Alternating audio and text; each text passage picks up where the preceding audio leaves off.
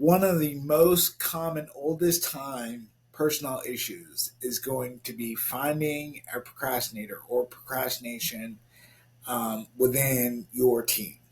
So, a lot of times, what I'm having to do is helping a project manager not only identify a procrastinator or procrastinators on your team, but understanding their own timeline basis. And so, a timeline basis is how you view the priorities, the task priorities, and how you attack them as a project manager. And if you're not familiar with your timeline basis, you're going to have a hard time dictating that or directing or delegating tasks to your team members. And generally speaking, most people do not have to work on their timeline basis with other people.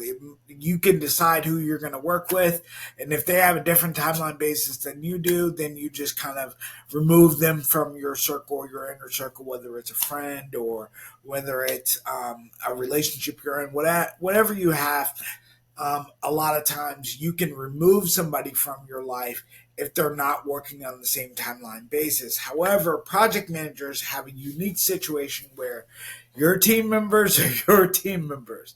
You've got to deal with their timeline basis. You have to know it, and you don't have a choice in this matter. You've got to know their timeline basis, and you've got to know how to compromise with it. You have to know how to work along with their timeline basis. And so you have to know how they view different timelines and how they're going to attack different tasks.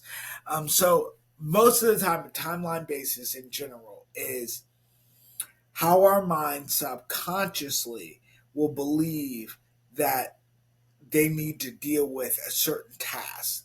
And more times than not, you're going to find that how we view dealing with tasks is not how everybody else views dealing with tasks. A lot of times we're going to be a lot more aggressive with dealing with tasks than other people will be. And so everyone does not work on the exact same timeline basis. Sometimes we will just look at tasks differently and we'll attack them on a different level. And just because someone looks at tasks differently than we look at tasks does not necessarily mean that they're a procrastinator or you're a micromanager, because you will find people will start calling you a micromanager because you're asking them to get on a real timeline.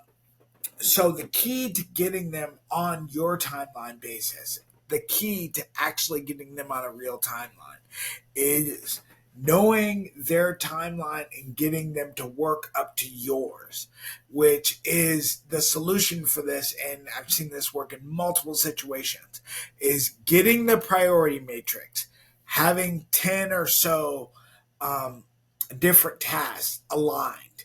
Okay. And so what you're going to do is you're going to let your team decide where different tasks go without you present. You're not going to tell them the priority.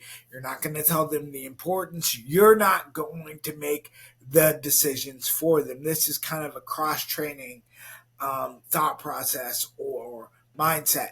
You're going to let them make the decisions, and then you're going to take their priority matrix and you're going to compare it to your priority matrix, and that will give you a firm idea when you're looking at the discrepancies, how they view tasks, and simply you just ease their tasks up closer to your priority matrix, and it will give you a very clean idea of what their timeline looks like compared to what your timeline looks like. And you'll be able to get them on a real timeline so you can say, okay, they're not going to procrastinate. They're actually going to get towards the things that I want them to get to. So hopefully this video was very helpful for you guys. And if it is, drop some comments down in the comment box below. See you later in the next video.